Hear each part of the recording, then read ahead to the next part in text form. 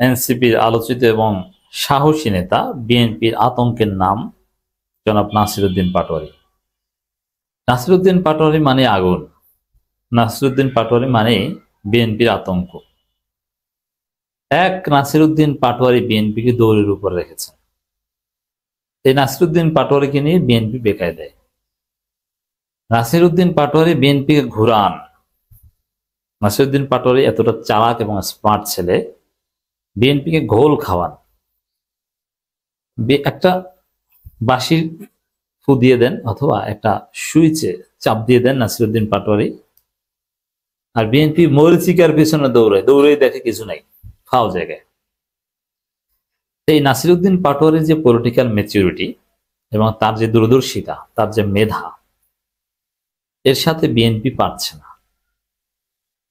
নাসিরউদ্দিন পাটোয়ারির সাথে বিএনপি পারছে না। দেখেন কি চালাক নাসিরউদ্দিন পাটোয়ারি। বিএনপির অনেক বিষয়ে কথা বলার আছে, কিন্তু লুৎফুজ্জামান বাবরকে নিয়ে খোঁচা দিয়ে দিল আর বিএনপি দৌড়াদৌড়ি শুরু করেছে। এমন খোঁচা যেটা নিয়ে বিএনপি বিব্রত। বিএনপি নিজেই বাবরকে স্বীকার করে না যে বাবর আমাদের দলের। আবার বাবরের অনেক অনুসারীও আছে। আবার সেই বাবরকে পিক করে নাসিরউদ্দিন পাটোয়ারি টোটাল বিএনপিকে ডিমোরালাইজ করছে। অস্ত্র হ্যান্ডেল করতে না পারলে আনছেন কেন? এটা কিন্তু তারেক জিয়াকে বলেন নাই, বলছেন কাকে? বিএনপির একজন বহিষ্কৃত সাইড লাইনে পাঠিয়ে দেওয়া মজলুম নেতাকে। এখন বিএনপির লোকজন নাসিরউদ্দিন পাটোয়ারির বিরুদ্ধে বলেন মানে মরিচিকার পেছনে দৌড়ায়। কারণ বাবরকে তো বিএনপি ডিফেন্ড করতে পারবে না, নমিনেশনও দেবে না, বুঝতে পারছেন? তো এখন বিএনপি না পারছে বাবরের বিরুদ্ধে বললে কিছু বলতে, আর না পারছে চুপ থাকতে। এইভাবে বোকা বানাচ্ছে নাসিরউদ্দিন পাটোয়ারি বিএনপিকে। সালাউদ্দিন আহমেদকে কক্সবাজারের গডফাদার বলে এসেছেন, এটা কিন্তু চাইলে নাসিরউদ্দিন পাটোয়ারি ঢাকায় বসে বলতে পারেন না, তিনি বলেছেন কক্সবাজারে যে। এরপরে বিএনপি করেছে কঠিন পরীক্ষায়। কি পরীক্ষা? যে এখন যদি আমরা এই গডফাদার বলার বিরোধিতা না করি, কোনো রিয়াকশন না দেখাই, তাহলে গডফাদার হিসেবে প্রতিষ্ঠিত হয়েছে এক বিবাদ। আর কিছু বললেও তাহলেও বলবে মানুষ যে আসলেই তো গডফাদার। সালাউদ্দিনের বিরুদ্ধে বলার কারণে মাইর খেতে হয়েছে, কক্সবাজারে হামলার শিকার হয়েছে এবং ওদের আসার পথে অনেক বাধার সৃষ্টি হয়েছে। এটাই তো গডফাদার প্রমাণ। কিভাবে নাসিরউদ্দিন পাটোয়ারি বিএনপিকে বোকা বানায়? বিএনপি যা করে তাতেই দোষ, এমন পরিস্থিতিতে তারা পড়েছে, আর নাসিরউদ্দিন পাটোয়ারি ঘুরাচ্ছে। এনসিপির অন্যান্য নেতা তারা সুন্দর সুন্দর কথা বলছে, কিন্তু নাসিরউদ্দিন পাটোয়ারির নিয়মিত অ্যাসাইনমেন্ট হচ্ছে বিএনপিকে ধুয়ে দাও। তো এবার নাসিরউদ্দিন পাটোয়ারি নতুন ডেলিভারি দিয়েছেন।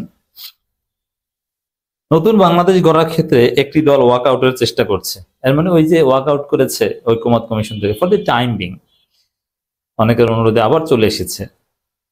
এটা আবার এমন জিনিস যে ওয়াকআউট করেছে আবার গিয়েছে, কিন্তু ওয়াকআউট যে বিষয় করেছে এই বিষয়ে বিএনপি কলঙ্কিত হচ্ছে। জামাত, এনসিপি সবাই এই বিষয়ে মুখ খুলছে না। সাংবিধানিক প্রতিষ্ঠানগুলো আর দলীয়করণ করতে দেয়া যাবে না, ক্লিয়ার কথা। তাহলে নাসিরউদ্দিন পাটোয়ারির বক্তব্য, যেটা আমিই বলেছিলাম প্রথম, যে আসলে এই সংস্কারের বিরোধিতা করা, জুলাই সনদ ঠেকিয়ে দেয়া, নতুন বাংলাদেশ করার বিরোধিতার অংশ হিসাবে, বাধাগ্রস্ত করার নাটক হিসাবে সালাউদ্দিন আহমেদ বিএনপি ওয়াকআউট করেছে। এটা নাসিরউদ্দিন পাটোয়ারি পলিটিক্যালি বললেন, নতুন বাংলাদেশ গড়ার ক্ষেত্রে একটি দল ওয়াকআউটের চেষ্টা করছে। জাতীয় নাগরিক পার্টির এনসিপির মুখ্য সংগঠক নাসিরউদ্দিন পাটোয়ারি বলেছেন, যখন খুনি হাসিনা আমাদের উপর গুলি চালিয়েছিল, আমরা কি গুলির মধ্যে ওয়াকআউট করেছিলাম? কিসের সাথে মিলিয়েছে দেখছেন? বিএনপি কে ধুয়ে দিচ্ছে, ধরা খাচ্ছে। এগুলো বিএনপির জন্য লজ্জা যে তরুণরা তোমাদেরকে এই বলছে, তোমরা ওয়াকআউট করেও তোমাদের দুর্বলতা প্রকাশ করেছো। গুলির মধ্যে ওয়াকআউট করেছিলাম, শহীদের রক্তের উপর দাঁড়িয়ে যখন আমরা নতুন বাংলাদেশের স্বপ্ন দেখছি, শহীদ এবং আহতদের স্মরণে নতুন বাংলাদেশ করতে যাচ্ছি, তখন একটি দল ওয়াকআউট করার চেষ্টা চালাচ্ছে।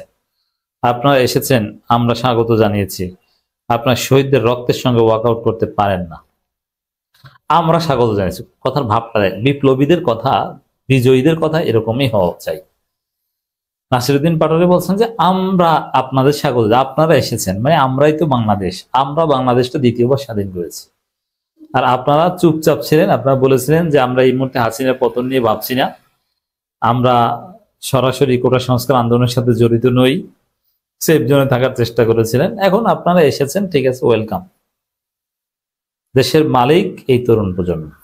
কথার মধ্যে এরকম একটা ভাব আছে, এই ভাব গ্লোরিয়াস, এই ভাব মহান, এই ভাব স্মার্টনেস, এটা ঠিক আছে।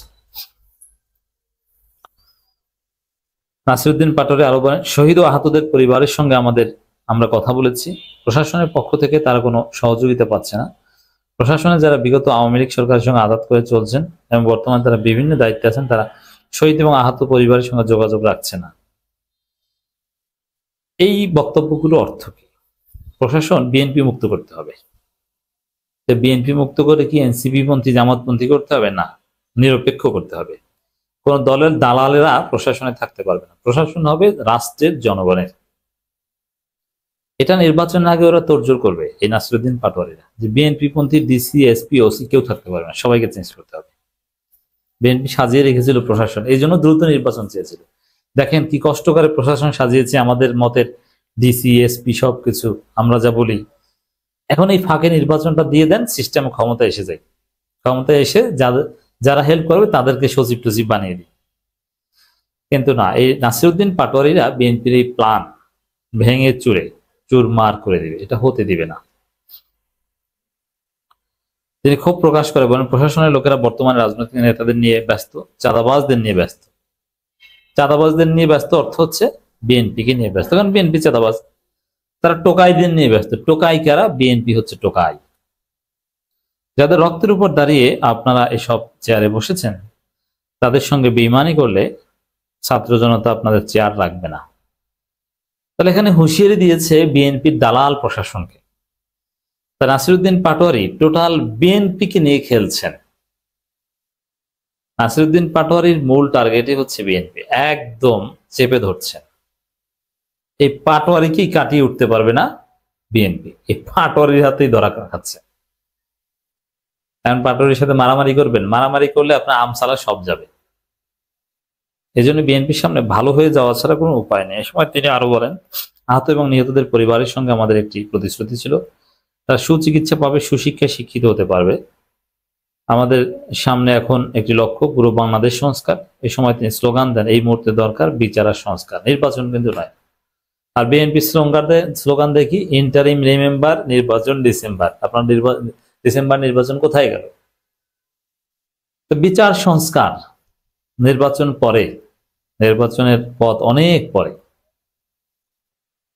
হাসনাত আব্দুল্লাহ বলেছেন ক্লিয়ার কথা, নাহিদ ইসলামও বলেছেন স্পষ্ট কথা, চাঁদাবাজ, সেলফিবাজ, তেলবাজদের অভয়াশ্রম এনসিপিতে হবে না।